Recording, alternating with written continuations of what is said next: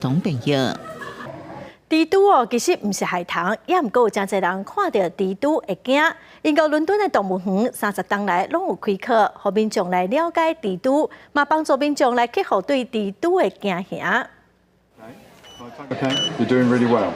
You're doing really well. 真侪人看到蜘蛛就会惊，甚至有蜘蛛惊吓症。伦敦动物园就特别开办治疗课程，帮助遐看到蜘蛛就会惊甲弄车，还是袂记得有破婴仔所放手，甚至唔敢转去啦。